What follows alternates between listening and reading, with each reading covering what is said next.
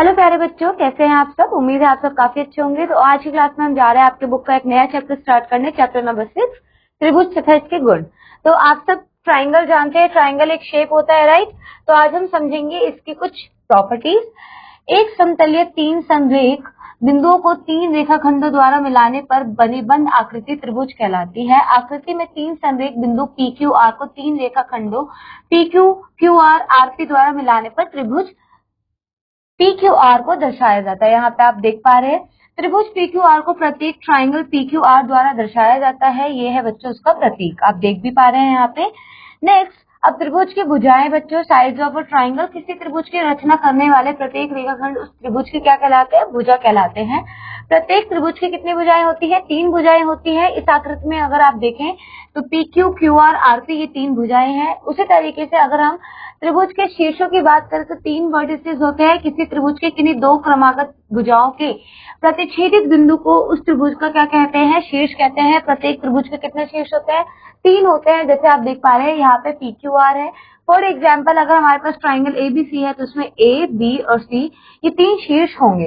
Next है बच्चों त्रिभुज के कोण यानी एंगल्स ऑफ अ ट्राइंगल। किसी त्रिभुज के एक शीर्ष पर मिलने वाले दो भुजाओं के बीच एक कोण की संरचना होती है। जैसे आप यहाँ देख पा रहे हैं ये दो शीर्ष है और यहाँ पे इस कोण की संरचना हो रही है। इसी प्रकार से अगर आप ऊपर की आकृति ट्राइंगल पी क्यू आर में देखें तो तीन एंगल बन रहे हैं, Q P R, P Q R और पी आर क्यू, जिन्हें संक्षेप में क्रमशः हम क्या कह सकते हैं, एंगल पी भी कह सकते हैं, क्यू भी कह सकते हैं, आर। देखिए यहाँ पे पी बीच में आ रहा है, यहाँ क्यू बीच में आ रहा है, यहाँ आर बीच में आ रहा है। नेक्स्ट बच्चों अगर आप ध्यान से देखें किसी त्रिभुज की तीन भुजाएं तथा तीन कोण मिलकर उस त्रिभुज के 6 अवयव कहलाते हैं। शीर्ष का सम्मुख भुजा यानी साइड अपोजिट ऑफ वर्टेक्स। ऊपर आकृति में शीर्ष पी के सम्मुख कौन सी भुजा, अगर आप ध्यान से देखें बच्चों यहाँ पे देखिए शीर्ष पी के सम्मुख भुजा क्यू आर, पी के जो सम्मुख है वो क्या है क्यू आर के सम्मुख क्या है पी क्यू और क्यू के सम्मुख क्या है पी आर। ये तो समझ में आ गया। वर्टेक्स के अपोजिट क्या होती है, भुजा होती है। उसी तरीके से भुजा का सम्मुख हमेशा शीर्ष होता है, वर्टेक्स अपोजिट और साइड। तो अगर आप यहाँ पे ध्यान से देखिए मैं आपको दिखाती हूँ ऊपर आकृति में अगर हम साइड क्यू आर ले, देखिए अगर मैं साइड पी आर ले रही हूँ तो इसके सम्मुख क्या है क्यू, साइड पी क्यू के सम्मुख क्या है क्यू आर, और यहाँ पे आप क्यू आर के सम्मुख देखें तो एंगल पी। तो इस तरीके से आप शीर्ष के सम्मुख भुजा और भुजा का सम्मुख शीर्ष इसको आइडेंटिफाई कर सकते हैं। नेक्स्ट देखिए बच्चों त्रिभुज के गुणधर्म यानी प्रॉपर्टीज ऑफ अ ट्राइंगल। तो क्या है, एक त्रिभुज में भुजा और कोणों से संबंधित कुछ गुण होते हैं। इन गुणों को अब हम समझेंगे। पहला है त्रिभुजों के तीनों कोणों का योगफल हमेशा 180 डिग्री होता है। कोई तीन त्रिभुज P Q R, S T U और एबीसी यहाँ पे आप देख पा रहे हैं, इन त्रिभुजों के कोणों को किसी भी क्रम में अगर आप जोड़ें, यहाँ पे एंगल्स देखें 1 2 3 1 2 3 और 1 2 3 एंगल्स दे रखे हैं। अगर आप किसी भी तरीके से जोड़े angle 1 plus angle 2 plus angle 3 तो आपको क्या मिलेगा, आपको हमेशा ही 180 डिग्री मिलेगा। यहाँ पे देखिए अगर एंगल पी क्यू आर है तो एंगल पी क्यू आर में पी क्या है एंगल 1, एंगल क्यू क्या है 2 और एंगल 3 क्या है आर। अगर इनको भी आप जोड़ेंगे तो angle 1 plus angle 2 plus angle 3 ऐसे कर सकते हैं आप। तो इससे क्या पता चल रहा है कि प्रत्येक त्रिभुज के लिए आप देखेंगे कि एंगल को जोड़ोगे, तीनों एंगल्स को, तीन ही एंगल होते हैं तो उनका योगफल सदा क्या होता है 180 डिग्री होता है। ठीक है। नाउ त्रिभुज के यहाँ पे बहिष्कोण यानी exterior angle of a triangle, it is exception बच्चों। यदि किसी त्रिभुज की एक भुजा को आगे बढ़ाकर एक किरण बनाई जाए तो इस किरण तथा त्रिभुज की दूसरी भुजा के बीच बाहर की ओर से बने कोण उस त्रिभुज का बहिष्कोण कहा जाता है। यहाँ पे देखिए बच्चों, यहाँ पे अगर मैंने इस लाइन को आगे बढ़ाया, इस लाइन को आगे बढ़ाते ये जो एंगल बना है इसे क्या कहते हैं बहिष्कोण। साथ ही इस लाइन को मैं आगे बढ़ाऊंगी तो ये जो एंगल बनेगा इसे क्या कहेंगे बहिष्कोण। उसी तरीके से अगर मैं यहाँ पे इसको आगे बढ़ा दूं तो इसको क्या कहा जाएगा, इसको कहा जाएगा बहिष्कोण। समझ रहे हैं आप। तो यहाँ पे देखिए आकृति पी क्यू आर की भुजा क्यू आर को आगे बढ़ाने पर किरण क्यू एस और दूसरी भुजा पी आर के बिंदु पर बहिष्कोण कौन सा है पी आर एस। कौन सा है बच्चों पी आर एस। ये जो है ये क्या है बहिष्कोण है। यहाँ पे देखिए मैं आपको बाकी भी समझाती हूँ। ये वाला बहिष्कोण तो आपको समझ में आया। अगर मैं यहाँ पर इसको आगे बढ़ा दूं और इस वाली लाइन को आगे बढ़ा दूं तो इसका बहिष्कोण ये होगा। उसी तरीके से यहाँ पे आगे बढ़ा दूं या यहाँ पे आगे बढ़ा दूं इसका बहिष्कोण ये होगा। समझ में आया? तो इस तरीके से आप क्या कर सकते हैं, बहिष्कोण निकाल सकते हैं। नेक्स्ट समझिए यहाँ पर, इसी प्रकार ट्राइंगल PQR की भुजा PR को आगे बढ़ाने पर बनी किरण, जो बनी किरण है वो है PT, और दूसरी भुजा है RQ के बिंदु R पर बना बहिष्कोण QRT है। क्या है बच्चों? QRT। तो इस तरीके से जो एंगल्स है आप बना सकते हो एक्सटीरियर एंगल, ठीक है। तो जरूरी नहीं है ट्राइंगल में एक बहिष्कोण नहीं होता, काफी बहिष्कोण होते हैं। यहाँ पे देखिए एंगल PRS एवं एंगल QRT शीर्षाभिमुख कोण आपस में बराबर होते हैं। यहाँ पे आप देख पा रहे हैं एंगल PRS ये वाला और ये वाले एंगल क्या है, आपस में बराबर है। रीजन क्या है इसका बच्चों? क्योंकि ये शीर्षाभिमुख कोण है, यानी वर्टिकली अपोजिट एंगल। इसी तरीके से PRS बराबर क्या होगा, QRT के होगा। साथ ही अतः स्पष्ट है कि त्रिभुज की भुजाओं को आगे बढ़ाने पर त्रिभुज के प्रत्येक शीर्ष पर दो समान बहिष्कोण बनते हैं। Now angle PQR triangle PQR के शीर्ष पर R पर बने बहिष्कोण PRS तथा QRT के सापेक्ष आंतरिक कोण यानी एडजेसेंट इंटीरियर एंगल कहलाता है। एंगल P एवं एंगल Q ट्राइंगल PQR के शीर्ष R पर बने बहिष्कोण एंगल PRS और QRT के सापेक्ष में आंतरिक विपरीत कोण यानी इंटीरियर अपोजिट एंगल्स कहलाते हैं। त्रिभुज का बहिष्कोण क्या होता है, दो आंतरिक सम्मुख कोणों का योगफल। यहाँ पे देखिए, अगर आपको त्रिभुज का बहिष्कोण निकालना है तो दो आंतरिक सम्मुख कोणों का क्या होगा, योगफल होगा। अभी एग्जाम्पल के थ्रू भी समझेंगे। फॉर एग्जाम्पल यहाँ देखिए, ये आपको बताया गया है उक्त परिणाम को सैद्धांतिक रूप से निम्नवत सिद्ध किया जा सकता है। फॉर एग्जाम्पल ट्राइंगल, आपके पास एंगल PRS है, एंगल PRQ है, ठीक है। एक रेखीय युग्म बनाते हैं। यहाँ पे देखिए एंगल PRS और साथ ही दूसरा एंगल क्या है, PRQ। तो ये क्या बनाते हैं बच्चों, एक रैखिक युग्म बनाते हैं। अगर आप यहाँ पे देखें भी तो ये पूरा क्या बन रहा है, रेखिक युग्म। अब आपको पता है 180 डिग्री है। साथ ही बच्चों angle P plus angle Q plus angle PRQ, देखिए angle P angle Q plus angle third कौन सा है, PRQ, यानी ये वाला एंगल, ये तीनों एंगल मिलकर क्या बना रहे हैं, 180 डिग्री। अगर आप ध्यान से देखें बच्चों, ये दोनों 180 डिग्री है, तो ये इसके बराबर हुआ यहाँ पर। अब PRQ कट गया, तो आप कह सकते हो एंगल P प्लस Q, यानी इस एंगल के अपोजिट ये दो एंगल है P और Q, वो क्या है, बराबर है। PRS जो बार बार बता रही हूँ बच्चों, PRS या PRS ये वाला, समझ रहे, ये वाला एंगल इन दोनों एंगल के बराबर है, ठीक है। इस चीज को समझना है, काफी इंपॉर्टेंट है, ठीक है। इनके बेसिस पे क्वेश्चन है। आई होप ये क्लियर हो गया आपको। ये देखिए, ये वाला जो बहिष्कोण है ये इन दोनों कोणों के बराबर है, ठीक है। चलिए आगे बढ़े। नेक्स्ट देखिए बच्चों, उदाहरण के लिए यहाँ पर तीन समान त्रिभुज खींचते हैं और चित्र के अनुसार इन त्रिभुजों की व्यवस्था करते हैं और कोणों को चिन्हित करते हैं। यहाँ पे देखिए तीन त्रिभुज हैं, आप देखते हैं एंगल ACD ट्राइंगल ABC का बाह्य कोण है, एंगल AC और D। अब देखिए बच्चों तीन कोण दिए गए हैं यहाँ पे, आपको एंगल ACD बोला गया है। एंगल ACD कहाँ है बच्चों, यहाँ पे देखिए यह ACD, ओके, ACD। इसमें एक्चुअली कंफ्यूज मत होइएगा, अभी मैं क्लियर करूंगी। यहाँ पे तीन ट्राइंगल है बच्चों, ABC और ABC, ठीक है। तो अभी इनके तीनों ट्राइंगल के बारे में अच्छे से क्लियर करेंगे, कौन से एंगल ACD की बात हो रही है। बाह्य कोण angle ACD is equal to angle A plus B होगा। यहाँ पे देखिए, अगर मैं यहाँ पे कहूँ angle A plus B, angle ACD, आप समझ रहे हो आप किस एंगल की बात हो रही है। यहाँ पे देखिए हम इन दोनों एंगल को ऐड कर रहे हैं, एंगल ACD इस वाले कोण के लिए, ये A, ये C और ये D, ठीक है। ये ट्राइंगल है ABC और ये है T, तो ये हुआ एंगल ACD और इन दोनों को जोड़ने पर ये बना। क्लियर हुआ आप किस ट्राइंगल की बात हो रही है। चलिए आगे बढ़ते हैं। इस प्रकार एक त्रिभुज के बाह्य कोण का योग दो विपरीत आंतरिक कोणों के योग के बराबर होता है। इस गुण को बाह्य कोण गुण कहा जाता है। नेक्स्ट है बच्चा, त्रिभुज की किन्हीं दो भुजाओं का योगफल कोई तीन त्रिभुज PQR STU ABC बनाइए। इन त्रिभुज की भुजाओं को किसी भी क्रम में ABC एवं A, B और C प्रदर्शित कीजिए। आप यहाँ पे देख पा रहे हैं। अब यहाँ पे प्रूफ क्या करना है ये देखना है बच्चों। अब पैमाने की मदद से प्रत्येक त्रिभुज की तीन भुजाओं को मापकर निम्नांकित सारणी को पूरा कीजिए। तो इस टेबल को आप अपने प्रैक्टिकली फिल कीजिएगा। बट एक चीज हमेशा समझिएगा बच्चों, प्रत्येक त्रिभुज के लिए अगर आप दो साइड को जोड़ रहे हो उसका योग हमेशा तीसरी साइड से बड़ा होना चाहिए। कोई भी दो साइड जोड़ रहे हो उसका सम हमेशा तीसरी साइड से बड़ा होना चाहिए। त्रिभुज के किन्हीं दो भुजाओं का योगफल तीसरी भुजा से सदैव बड़ा होता है। नेक्स्ट उदाहरण देखिए बच्चों, निम्नलिखित प्रत्येक में तीन कोणों की माप दी गई है, बताइए इस स्थिति में कौन संभवतः एक त्रिभुज के कोण हो सकते हैं। अब यहाँ पे देखिए बच्चों, आपको ये तीन एंगल दे रखे हैं, अगर आप तीनों को आप ऐड करेंगे तो क्या आपको 180 डिग्री मिल रहा है? नहीं, एक 209 मिल रहा है। तो क्या ये ट्राइंगल क्रिएट करेंगे? नहीं, क्योंकि तीनों कोणों का योग 180 के बराबर नहीं है, अतः ये त्रिभुज के कोण नहीं हो सकते। इन तीनों को ऐड कीजिए तो आपको 180 डिग्री मिल रहा है, क्योंकि तीनों कोणों का योग 180 डिग्री है, अतः ये एक त्रिभुज के कोण हो सकते हैं। उदाहरण 2 देखिए क्या बोला है। उदाहरण 2 में एक त्रिभुज के दो कोणों की माप देखिए 52 और 65। त्रिभुज के तीसरे कोण की माप याद कीजिए तो आपको पता है कि जब आप तीनों एंगल्स को जोड़ते हो त्रिभुज में तो कितना मिलता है आपको?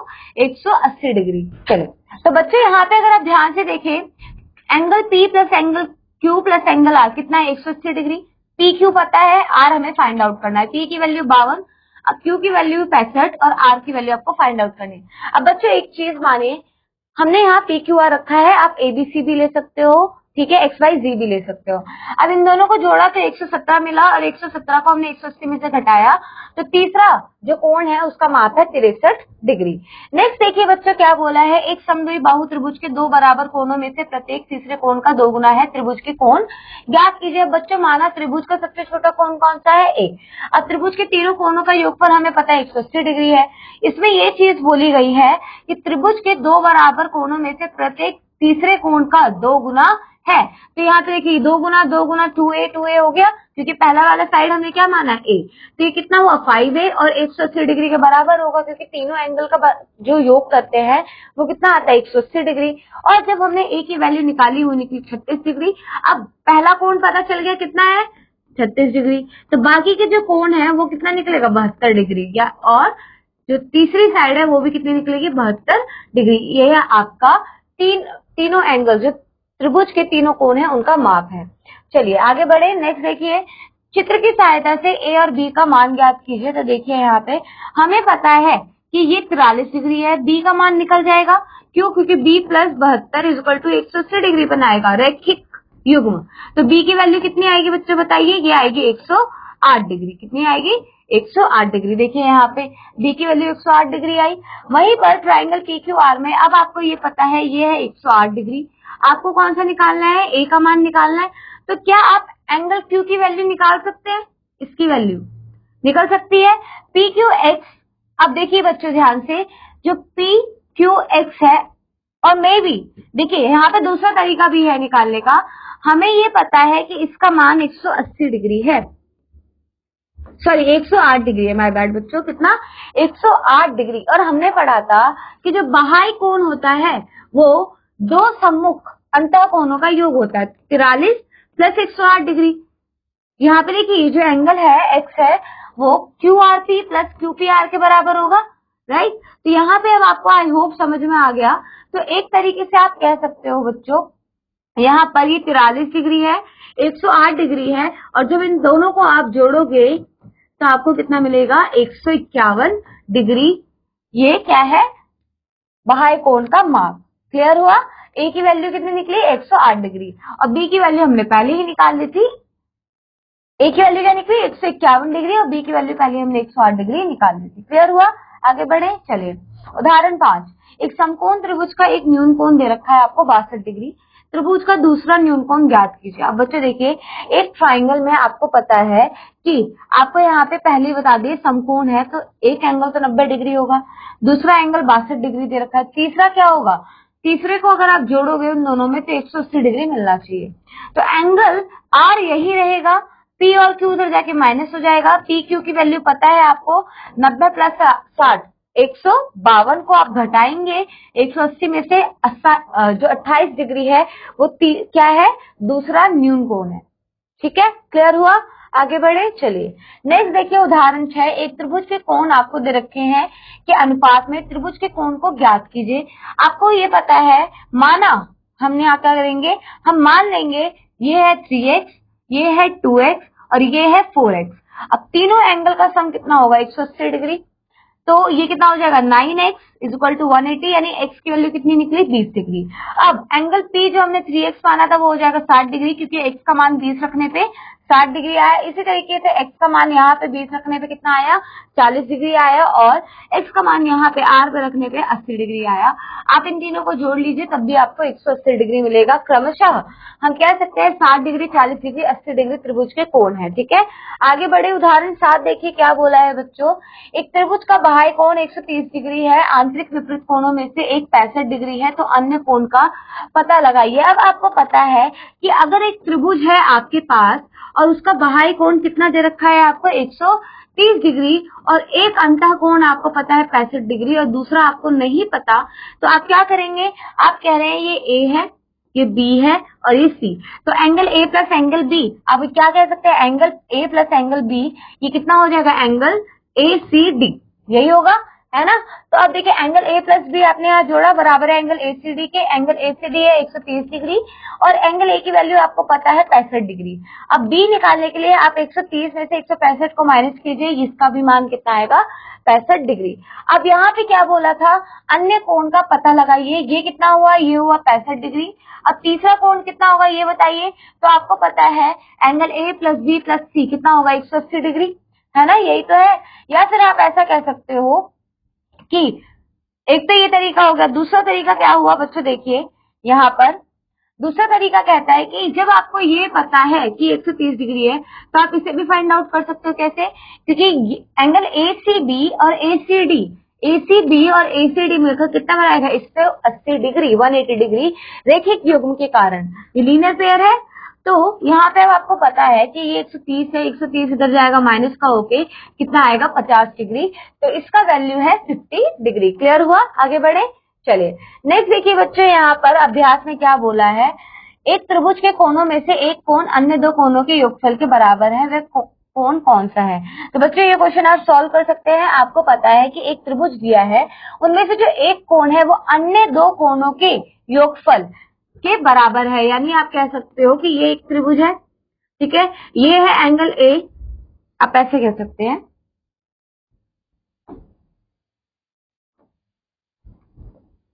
ठीक है।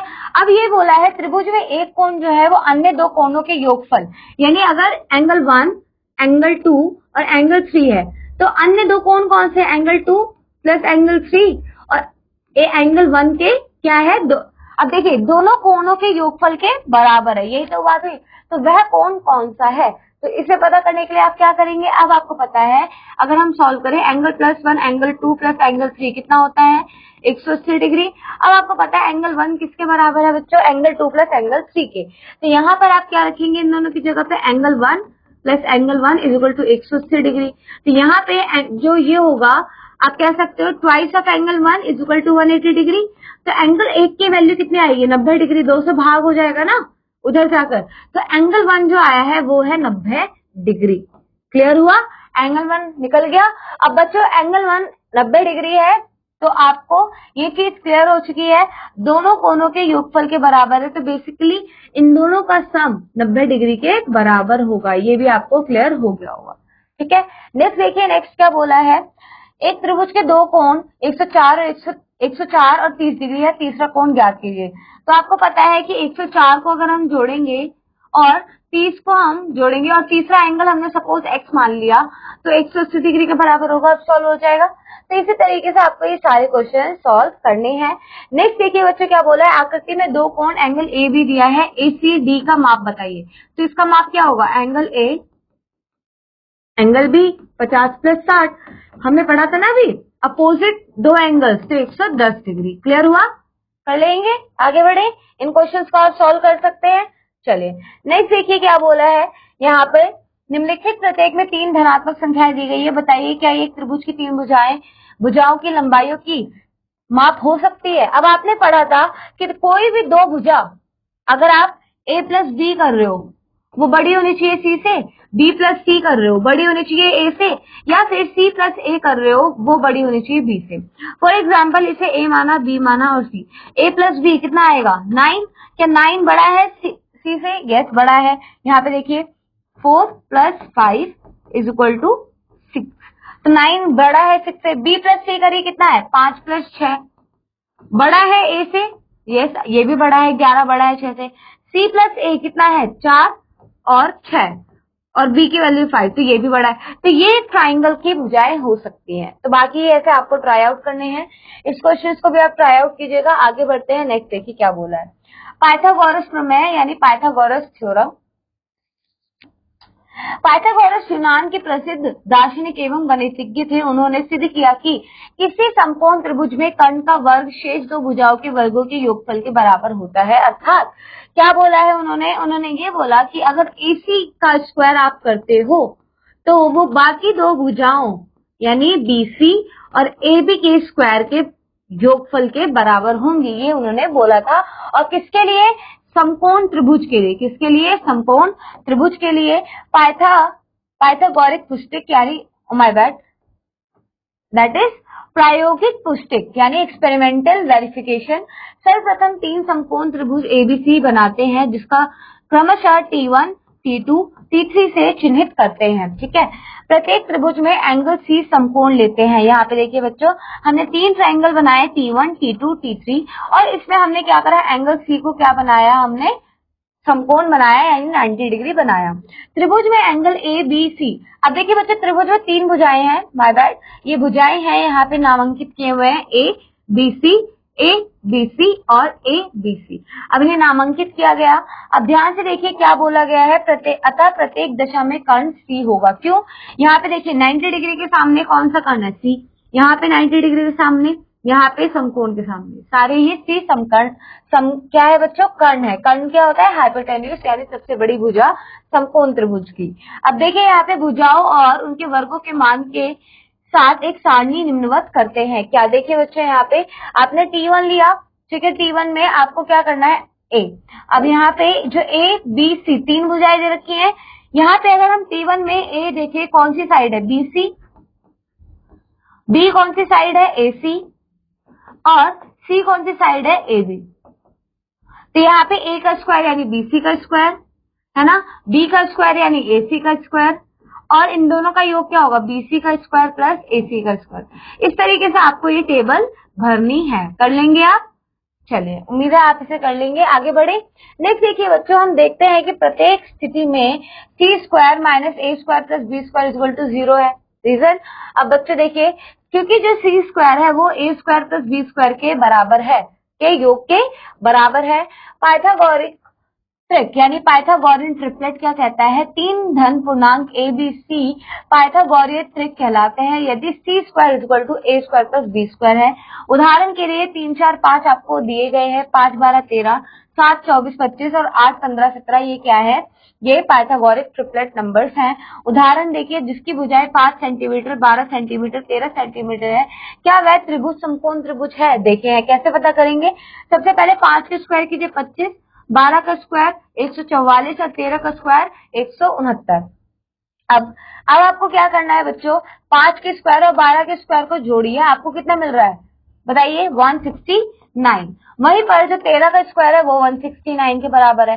तो आप कह सकते हैं कि ये त्रिभुज के समकोण त्रिभुज है, इसलिए त्रिभुज एक समकोण त्रिभुज है। देखिए ये त्रिभुज तो है पर समकोण त्रिभुज है, क्यों? क्योंकि पाइथागोरियन ट्रिपलेट को फॉलो कर रहा है। उदाहरण 9, एक व्यक्ति पहले 15 मीटर उत्तर दिशा में चलता है, फिर 20 मीटर पश्चिम दिशा में चलता है। व्यक्ति के प्रारंभिक बिंदु एवं अंतिम बिंदु के बीच की दूरी कितनी होगी? अब बच्चों देखिए इसमें क्या बोला है, पहले हमें पता है ये ईस्ट, वेस्ट, नॉर्थ, साउथ यानी पूर्व, पश्चिम, ठीक है, और ये होगा उत्तर और ये होगा दक्षिण, ऐसी है। चलिए अब ध्यान से देखिए, पहला एक व्यक्ति 15 मीटर उत्तर की दिशा में चलता है, यहाँ पे 15 मीटर उत्तर की दिशा में वो चला। उसके बाद 20 मीटर कहाँ चलता है बच्चों? वो पश्चिम की दिशा में चलता है, 20 मीटर पश्चिम की दिशा में चलता है। ये 15 है और ये है 20। अब उसके बाद व्यक्ति प्रारंभिक बिंदु से कितनी दूरी पे है, यानी यहाँ से आपको बताना है कि वो कितनी दूरी पे है। तो बेसिकली आपसे क्या बोला गया है, ये अब सीधे जाके मुड़े हो यानी 90 डिग्री है। यहाँ पे 20 का स्क्वायर प्लस 15 का स्क्वायर कितना होगा बताइए?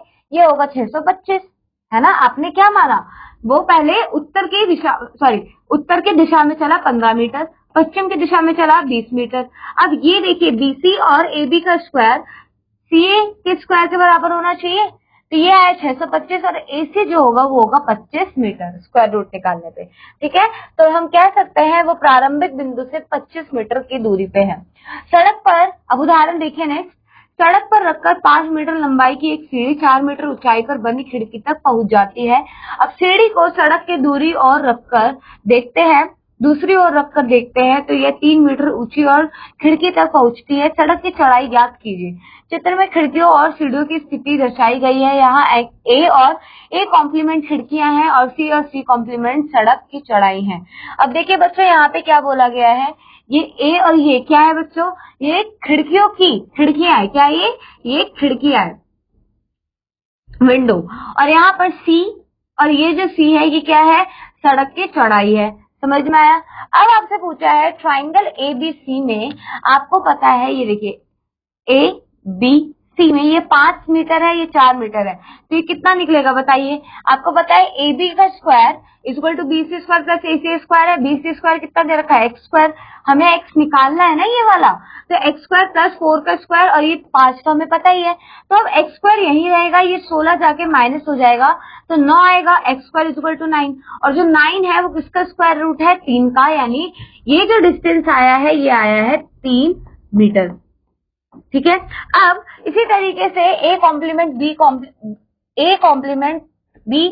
C कॉम्प्लीमेंट, ठीक है, ये जो दूसरा ट्राइंगल है इस वाले में ये 3 मीटर, ये 5 मीटर, अब ये कितना निकलेगा, इधर देखिए ध्यान से, यहाँ पे हमें पता है जो A complement B 5 metre square, B C complement Y है और A complement C complement 3 metre है। ठीक है, तो 3 का स्क्वायर, 25 का स्क्वायर माइनस 9 कितना आएगा 16, और y की वैल्यू कितनी निकलेगी, y की वैल्यू निकलेगी 4 मीटर। क्लियर हुआ। चलिए आगे बढ़े। नेक्स्ट देखिए बच्चों, आई होप सड़क की चौड़ाई अब आपको समझ में आ गया। ये 4 मीटर, ये 3 मीटर, कितना बना, ये हो गया 7 मीटर, ये हो गया 7 मीटर। क्लियर, आगे बढ़े। नेक्स्ट देखिए बच्चों, अभ्यास 6.2। ट्राइंगल ABC का कोण आपको समकोण है, ये पता है आपको। एक ट्राइंगल ABC है जिसमें जो C है वो क्या है, समकोण है। C क्या है, समकोण है। यदि AC 9 है, AC कितना है बच्चों 9, ठीक है, सेंटीमीटर, और BC कितना है 12 सेंटीमीटर, तो आपको पाइथागोरस थ्योरम को यूज करते हुए AB की लंबाई बतानी है। तो आपको पता है 9 का स्क्वायर प्लस 12 का स्क्वायर कितना होता है, ये AB के स्क्वायर के बराबर होगा। पाइथागोरस का थ्योरम तो यही कहता है। अब AB का स्क्वायर, 9 का स्क्वायर कितना होता है 81, है ना, 81 प्लस 144। ठीक है, देखिए यहाँ पे क्या बोला, C समकोण है, AC 9 है और BC कितना है 12, तो पाइथागोरस थ्योरम का यूज करते हैं और तीसरी भुजा जो हम निकालेंगे, अब इनको ऐड कीजिए बच्चों, कितना आएगा, यहाँ पे 225 आएगा, कितना आएगा 14 8 22 और ये 225, AB square is equal to 225, है ना। अब ये किसका स्क्वायर है, AB स्क्वायर, और ये है 15 का स्क्वायर, तो इसकी वैल्यू कितनी आएगी 15 सेंटीमीटर। क्लियर हुआ, इसकी वैल्यू कितनी आएगी 15 सेंटीमीटर। क्लियर हुआ। तो इसी तरीके से आपको बाकी क्वेश्चंस भी सॉल्व करने हैं। आपको दोनों साइड पता है, तीसरा कर्ण आपको पता करना है। ठीक है, तो आई होप आप इन क्वेश्चंस को सॉल्व कर लेंगे। यहाँ पे 17 मीटर लंबी सीढ़ी एक दीवार के सहारे 15 मीटर ऊंचाई खिड़की तक टिकाई जाती है। तो आपसे क्या पूछा गया है, आपसे पूछा गया है सीढ़ी की दीवार के आधार से दूरी कितनी होगी, तो ये आप याद कर लेंगे। नेक्स्ट बच्चों, एक समद्वि बाहु समकोण त्रिभुज के कर्ण का वर्ग आपको दे रखा है। यहाँ देखिए समद्वि बाहु भी बोला है और समकोण भी बोला है, समझ में आ रहा है। तो यहाँ पर समद्वि बाहु यानी दो साइड बराबर होंगी और समकोण यानी एंगल 90 डिग्री है और उनके कर्ण का वर्ग कितना है 200। ठीक है, तो त्रिभुज की भुजा का माप क्या होगा, तो इसे आपको ज्ञात करना है। तो आपको आइडिया अगर मैं आपको आइडिया दूं, सपोज ये है, ठीक है, ये है A, B और C, इस वाले क्वेश्चन के लिए मैं बता रही हूँ। ठीक है, तो ये है आपका 200, ठीक है, और 200 सेंटीमीटर स्क्वायर, और ये दोनों साइड क्या है बराबर है। ठीक है, तो आप कैसे कह सकते हो, ये आप लिख सकते हो ये और ये बराबर है, यानी AB का स्क्वायर प्लस BC का स्क्वायर इज इक्वल टू 200 के बराबर है। ये दोनों बराबर है, ये ध्यान रखना। यहाँ पे AB बराबर BC है, तो आप कह सकते हो AB का स्क्वायर, इसे भी क्या कह सकते हो, इसे आप कह सकते हो AB का स्क्वायर। समझ में आया अब क्यों लिखा मैंने यहाँ पे, क्योंकि दोनों साइड्स क्या है, बराबर है। अब ये हो जाएगा 2 इंटू AB का square is equal to 200, 2 multiply में भाग में जाएगा, तो AB square is equal to 100 आ जाएगा, और AB की वैल्यू आएगी आपके 10 सेंटीमीटर। अब ये 10 सेंटीमीटर निकली है, तो दूसरी भी कितनी होगी, 10 सेंटीमीटर। इस तरीके से आपको ये ज्ञात करना है। बाकी क्वेश्चन सॉल्व कर लेंगे। आई होप आप इन क्वेश्चंस को सॉल्व कर पाएंगे। So that's all for this chapter बच्चों। आई होप आप इन क्वेश्चंस को ट्राई आउट करेंगे और क्वेश्चंस को सॉल्व करेंगे। मैं आपसे मिलूंगी अगले क्लास में एक नए अध्याय के साथ। Till then keep learning and keep exploring. Bye bye बच्चों।